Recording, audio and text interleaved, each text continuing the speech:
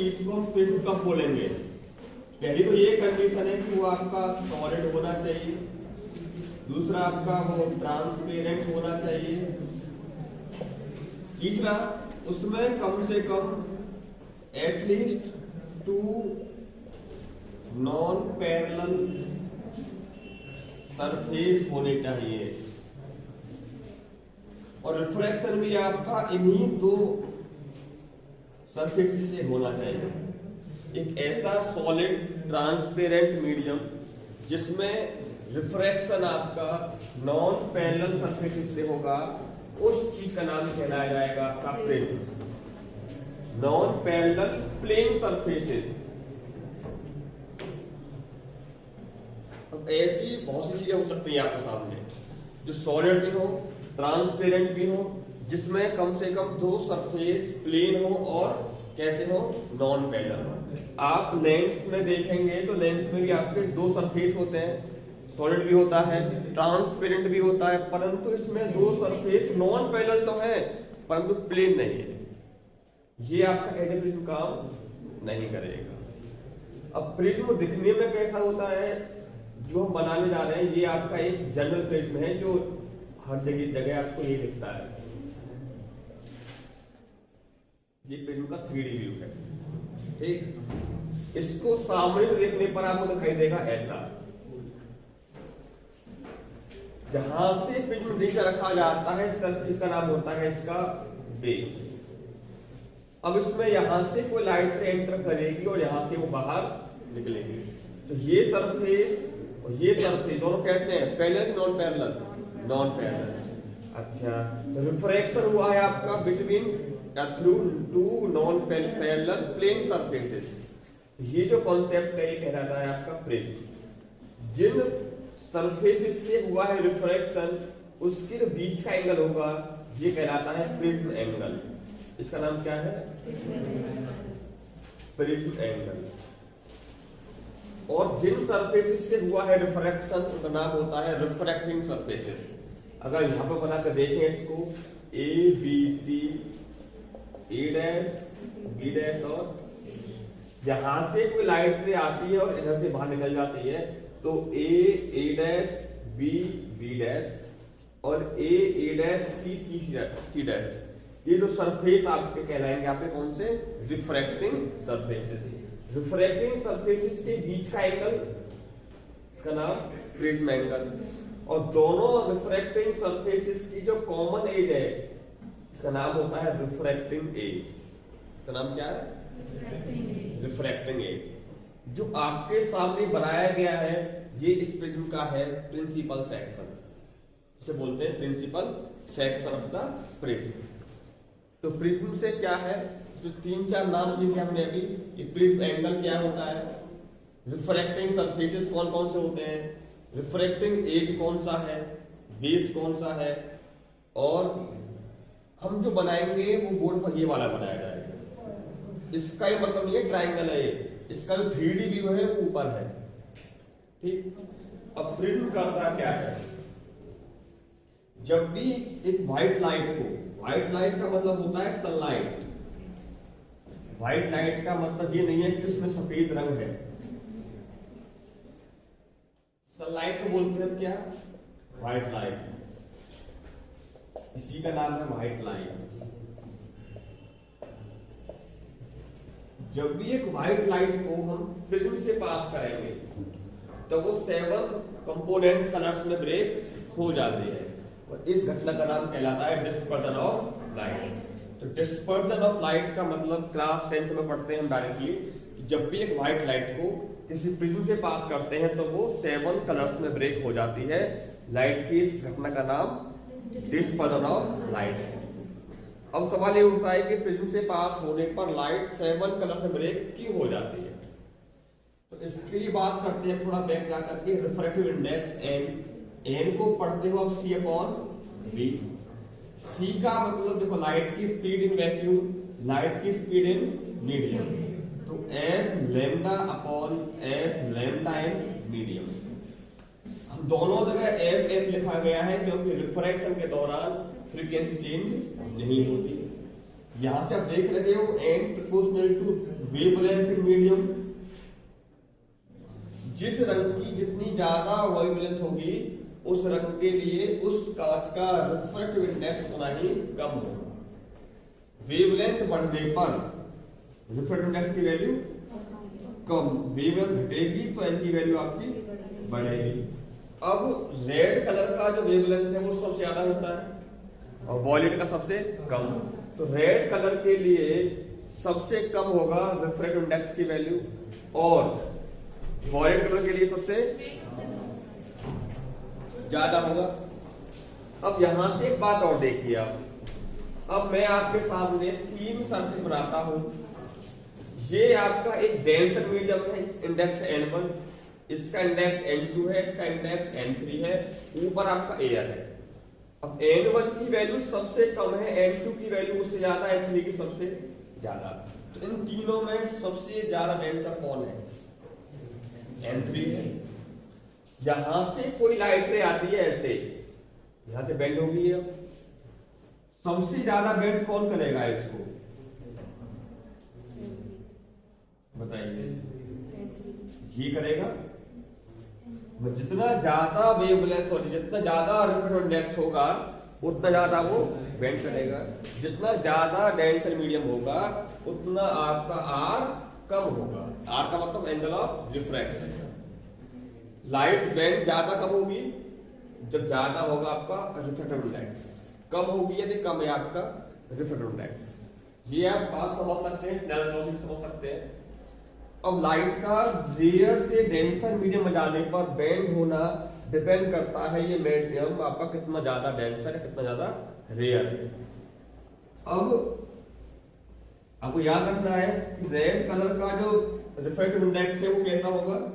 सबसे कम होगा। बीच में आपका आएगा वॉयलेट, वो येलो मान लो, बाद में आपका आ जाएगा वॉयलेट, क्योंकि लैम्डा की वैल्यू आर के लिए कैसी है? सबसे ज्यादा है। लैम्डा ज्यादा है तो एन आपका कम हो जाए। अब ये हमारे सामने एक प्रिज्म है, यहां से कोई व्हाइट लाइट आती है इस पर। अब यहां से व्हाइट लाइट का मतलब यह है कि इसमें आपके सारे कलर्स मौजूद है।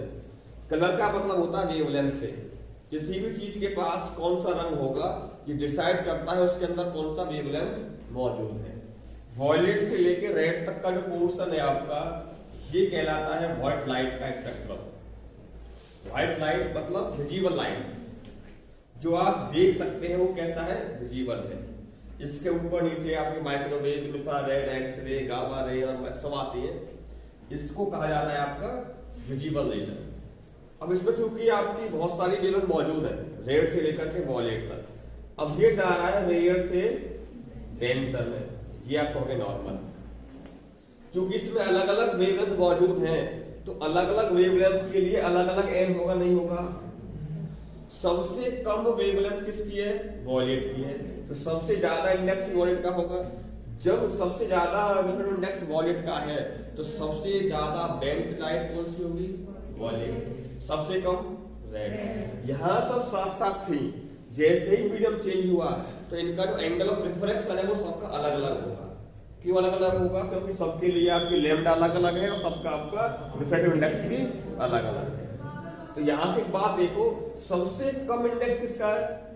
रेड। तो सबसे कम बेंड होगी। ये यहां से बिना किसी डेविएशन के ऐसे जा सकती थी, लेकिन अब क्या होगा? रेड सबसे कम बेंड, वॉयलेट सबसे, ये तो बेंड हुआ कौन? रेड वाला, ये वॉयलेट वाला। सबसे कम रेड का क्यों हुआ? क्योंकि उसका इंडेक्स सबसे कम है। अब यहां से ये rare to denser to rare जा रही है तो यहां से ये और अवे हो जाएंगी।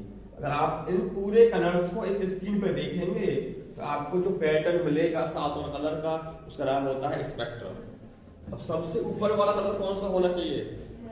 रेड। ये वाला आपका, बीच में आपके सारे कलर आपके आ गए। अगर इसमें आपके 3 कलर मौजूद होते तो 3 बैंड मिलते आपको। तो ये ब्रेक जो हुआ है अलग अलग, ये इनके रिफ्रैक्टिव इंडेक्स की वजह से हुआ है, या ये कहें कि वो इनके वेवलेंथ की वजह से हुआ है। ठीक। अगर मान लो सबके लिए रिफ्रैक्टिव इंडेक्स सेम होता तो ये सारे के सारे कलर एक ही लाइन में जा रहे होते। ठीक, तो इस चीज का नाम क्या है जो कलर का मिलाया पैटर्न आपको? स्पेक्ट्रम। अब कौन सा कलर जितना ज्यादा डेविएट होगा इसका नाम होता है एंगल ऑफ डेविएशन। ये आपकी हो गई इंसिडेंट रे, ये आपकी हो गई रिफ्रैक्टेड रे, ये आपकी हो गई इंसिडेंट इमर्जेंट रे। इंसिडेंट रे और इमर्जेंट रे के बीच का जो एंगल होता है इसे बोलते हैं एंगल ऑफ डेविएशन। ये रेड कलर के लिए है और ये आपका कहें तो इसको बढ़ाएं पीछे, ये किस लिए हो जाएगा आपका? बी के लिए हो जाएगा।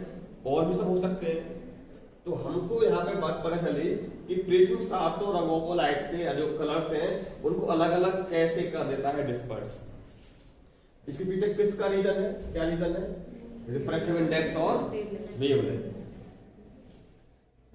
तो एग्जाम में अगर आता है कि सबसे ज्यादा किसका होगा डेविएशन, वो सबसे कम रेड। व्हाइट लाइट का जो पैटर्न मिलता है प्रिज्म के बाद, कलरफुल पैटर्न, इसका नाम क्या है? स्पेक्ट्रम।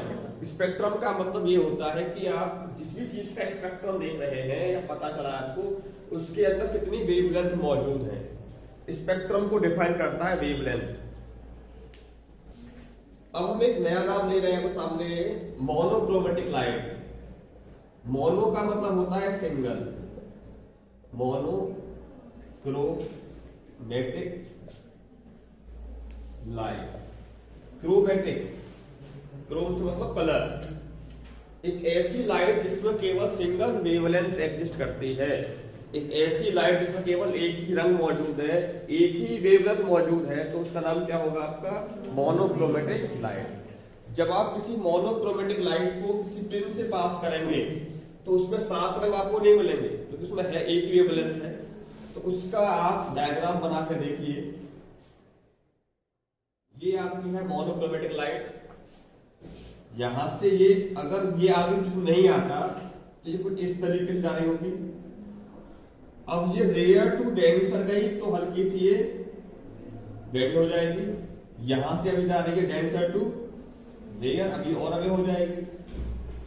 तो अब इसे नाम है, देखो इसका नाम हो गया इंसिडेंट रे, इसका नाम रिफ्रैक्टेड रे, इसका नाम इमर्जेंट रे,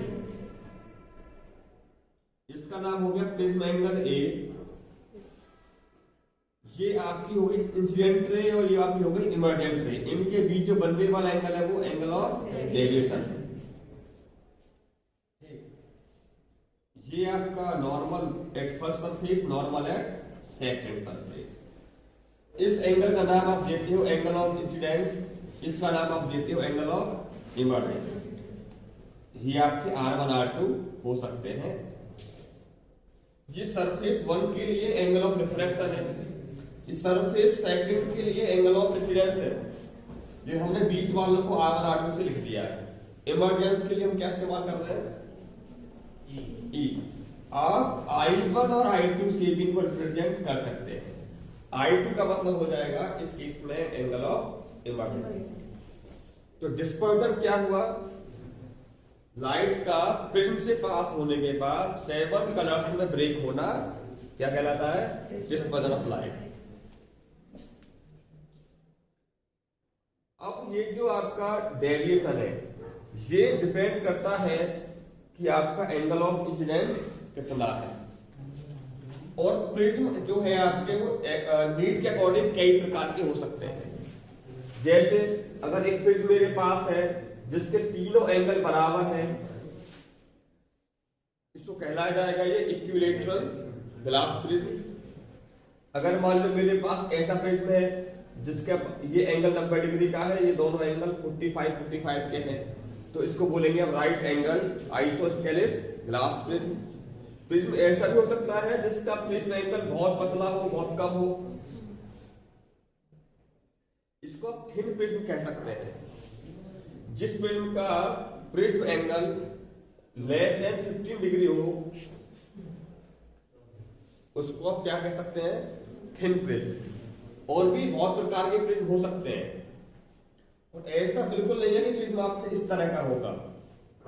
हमको प्रिज्म में केवल ये ध्यान रखना है कि रिफ्रैक्शन आपका दो नॉन पैरेलल सरफेस से हो रहा है कि नहीं। अगर हमारे पास मान लो ये ग्लास स्लैब है, लाइट इसमें ऐसे एंटर करती है और ऐसे निकल जाती है, जैसे डस्टर है, लाइट ऐसे आई ऐसे पार निकल गई, तो ये दोनों सरफेस कैसे हो गए, पैरेलल हो गए, तो ये नहीं है प्रिज्म। इसी की बात करें अगर लाइट आपकी यहां से एंटर करे और यहां से बाहर निकले तो प्रिज्म हो जाएगा। भाई प्रिज्म अगर आप यहां पे देखें तो प्रिज्म को हमने कुछ इस तरह बनाया है, और ये आपकी लाइट रे है, मोनोक्रोमेटिक लाइट रे निकल जाएगी। इस पूरे डायग्राम में कितना प्रिज्म इस्तेमाल हुआ है, इतना। यहां से अगर मन टूटा हुआ भी होता है तो कुछ इस तरह से होता है, यहां से ऐसे हो जाता है, यहां से टूटा हुआ है मान लो, तो ये हमको केवल इससे मतलब है ना कि सरफेस और कैसे है, नॉन पैरेलल सरफेस है, जो इस्तेमाल में हुआ है प्रिज्म वो देख लेते हैं। तो प्रिज्म से मतलब ऐसा बिल्कुल नहीं है, ऐसा होगा प्रिज्म आपका किसी भी तरह का टुकड़ा कांच का हो वो सब प्रिज्म का काम कर सकता है। इसकी बात करेंगे तो प्रिज्म नहीं होगा, इसकी और इसकी बात करें तो प्रिज्म ये आपका हो जाएगा, इसका इस्तेमाल करें प्रिज्म हो जाएगा। देखो लाइट यहां से एंटर करती है और यहां से बाहर, दोनों कैसे हैं ये, और आप देखें तो देखो ये प्रिज्म ही तो है।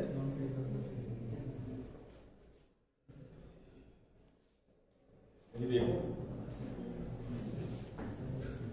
ये सरफेस दोनों कैसे हैं, नॉन पैरेलल सरफेस हो गए। तो प्रिज्म का ये मतलब नहीं है कि प्रिज्म हमेशा इस तरह का होगा। जब जब भी रिफ्रैक्शन दो नॉन पैरेलल सरफेसेस से होगा और वो सरफेसेस आपके किसी ठोस मीडियम के सरफेस होने चाहिए, सॉलिड के, तब वो क्या कहलाएगा, आपका प्रिज्म कहलाएगा।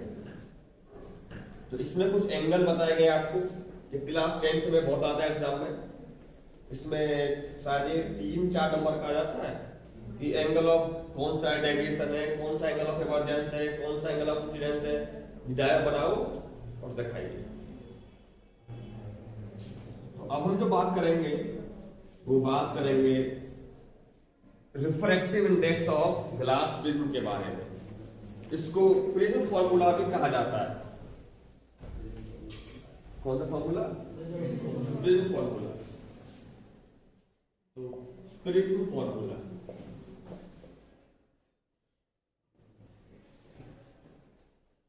आप एक डायग्राम बनाइए अच्छा सा बढ़िया। ये प्रिज्म है ए बी सी,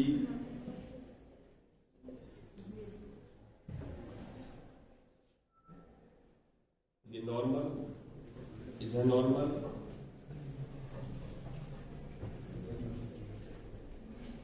ये angle of deviation I1 I2 R1 R2, A B C D E, ये वाला पॉइंट F, ये वाला पॉइंट हम G। ये आपकी रे है मोनोक्रोमेटिक रे।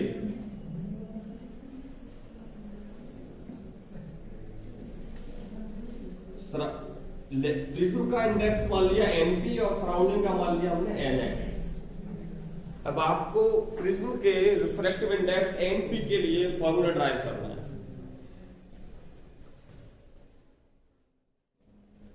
अब देखो सरफेस फर्स्ट या एट पॉइंट डी की बात करें तो एट पॉइंट डी पर क्या हुआ है आपका, रिफ्रैक्शन। लाइट जा रही है आपकी NS से NP में, angle of incidence I1, angle of refraction R1। यहां पर आप लगा सकते हैं स्नेल्स लॉ। जब आप स्नेल्स लॉ अप्लाई करेंगे एट पॉइंट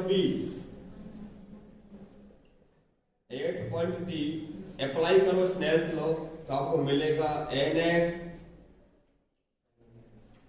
साइन I1 बराबर NP साइन R1। यहां से आप लिख सकते हैं कि NP upon NS equal to sine I1 upon sine R1। अब आपको I1 और R1 की वैल्यू अगर मिल जाए, ध्यान रख देंगे आपको NP की वैल्यू से मिल जाएगी। NS अगर सराउंडिंग हवा है तो इसका मीनिंग 1 हो जाएगा। अब आपको जो पता लगाना है वो I1 और R1 को लगाना है।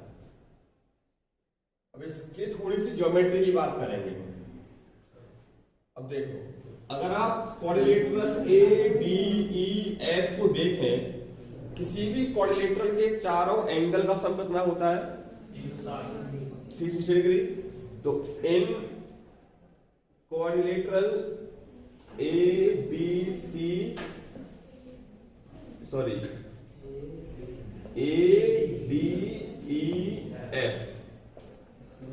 एंगल A,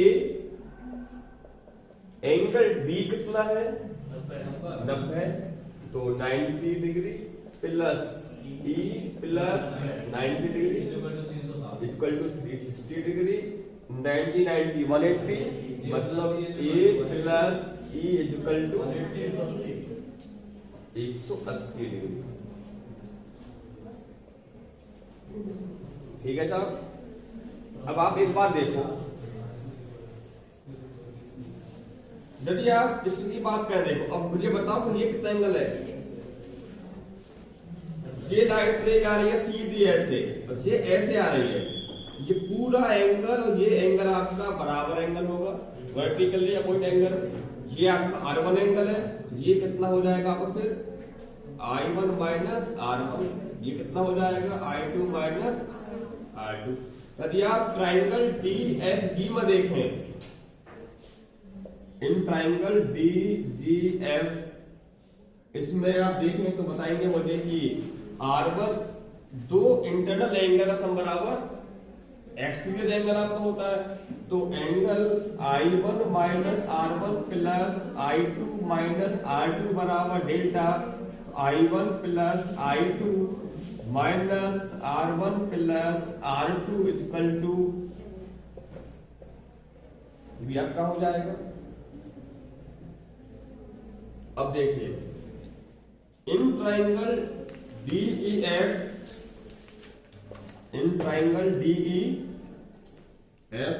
इसमें R1 plus R2 plus E, R1 plus R2 plus E equal to 180 हो जाएगा।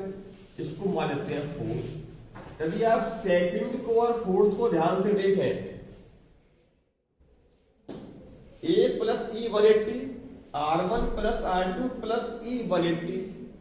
तो कंपेयर करें तो 180 180, E से E कंपेयर A, तो from 2 and 4 R1 plus R2 बराबर A। यदि मैं इसको यहां पर रख दूं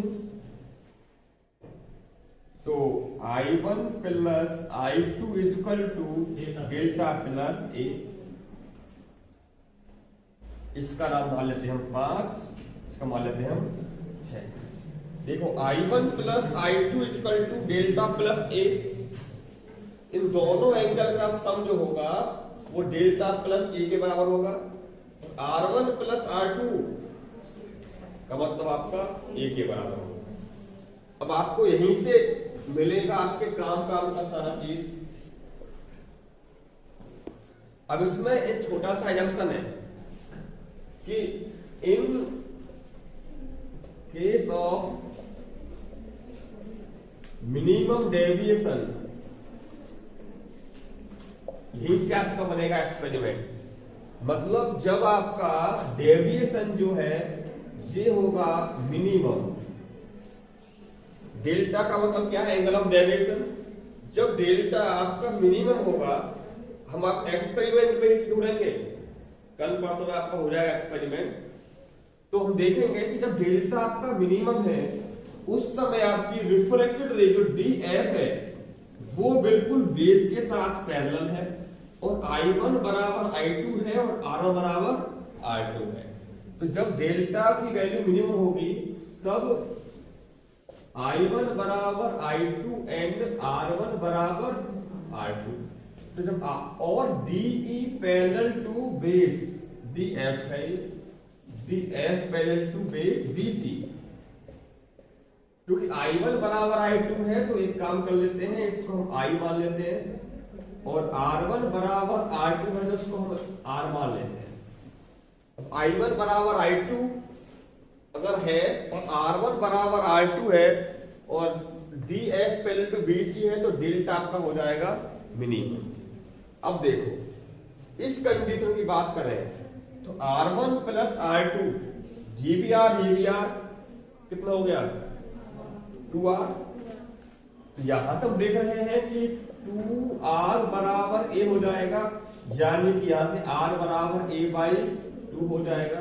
और यहां पर देखो I1 प्लस I2 2I बराबर डेल्टा प्लस A, तो 2I बराबर डेल्टा कितना हो चुका होगा मिनिमम।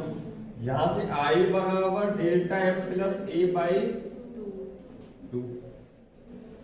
अब जो I है वो I1 का भी काम करेगा और जो R है वो R1 का भी काम करेगा। अब इसका नाम अगर साथ मान लें दोनों का, तो सातवें इक्वेशन से पहले इक्वेशन से आप क्या कर सकते हैं, N P equal to N S sine I1 मतलब I मतलब ये value sine A plus delta M by upon sine R A by 2। यहां से मिल जाएगा आपको प्रिज्म का रिफ्रैक्टिव इंडेक्स। अगर सराउंडिंग का एयर है तो एयर का वन लगा देंगे, लिक्विड है तो उसका लगा देंगे। अब प्रिज्म का जो रिफ्रैक्टिव इंडेक्स निकाला है एनपी पूरा, तो प्रिज्म का जो इंडेक्स है एनपी वो कितना है NS into sine A plus delta M by 2 upon sine A by 2। Prism का इंडेक्स प्रिज्म एंगल पर डिपेंड करेगा और मिनिमम डेप्थ पर डिपेंड करेगा। इसको जो फॉर्मूला निकल के आया है इसे कहा जाता है प्रिज्म फॉर्मूला, और इसका प्रूफ एग्जाम में आपका आ सकता है। डायग्राम बन गया होगा आपका। इसमें एक बात और सीखनी है आपको, यहां पर देखिए, अरे आई पर डिपेंड कर रहा है आपका ये प्रिज्म फॉर्मूला। अब ऐसा नहीं है, यहां पर देखें आप तो आप कहोगे साहब कि अरे कि 2I बराबर A प्लस डेल्टा, यदि आप I बढ़ाएंगे तो डेल्टा बढ़ता जाएगा, I घटाएंगे तो घटता जाएगा। ऐसा इसमें नहीं है। ये एक्सपेरिमेंट हम करेंगे लैब में तो आपको पता चलेगा कि यदि आप डेविएशन एंगल और I के बीच ग्राफ ड्रॉ करेंगे तब देखेंगे कि ये पहले तो एंगल I बढ़ने पर लगातार घटता जाता है, एक जगह आकर के हो जाएगा मिनिमम, फिर I बढ़ने के साथ साथ डेल्टा ही बढ़ना स्टार्ट कर देता है। ये कुछ इस तरीके से आपको मिलेगा। जब आपका ये एंगल डेल्टा बिल्कुल कम से कम है तो ये कहलाता है आपका मिनिमम डेविएशन।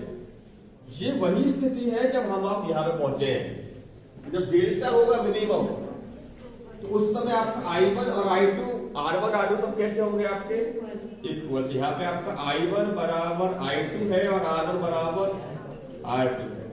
ये ग्राफ ड्रॉ करेंगे। अब एक प्रिज्म पर अलग अलग एंगल I के साथ लाइट रे को ड्रॉ कर डालेंगे और एंगल डेल्टा मीटर करेंगे।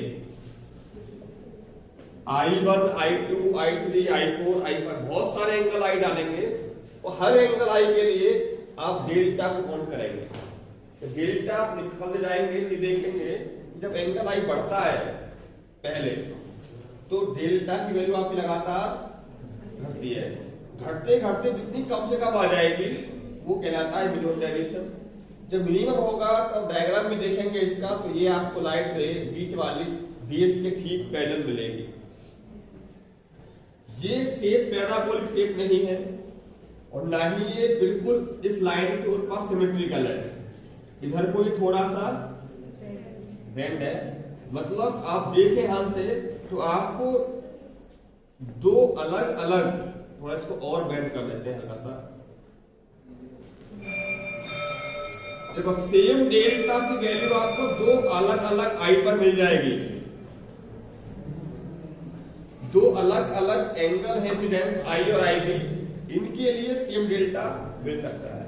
ऐसा नहीं है कि डेल्टा की वैल्यू यूनिक होगी आई के लिए, नहीं, दो अलग अलग आई के लिए डेल्टा आपको सेम मिल सकता है, लेकिन वो डेल्टा आई है वो इस आई से बराबर दूरी पे स्थित नहीं होंगे।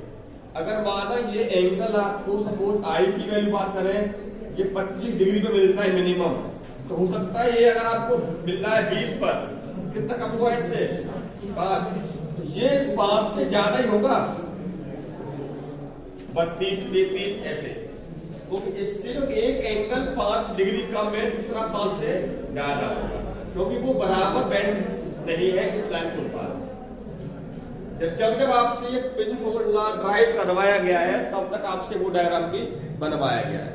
ड्रॉ ए ग्राफ या variation of delta with angle of incidence I, I delta के साथ किस तरह वेरी करता है ये भी आपसे बनवाया गया है,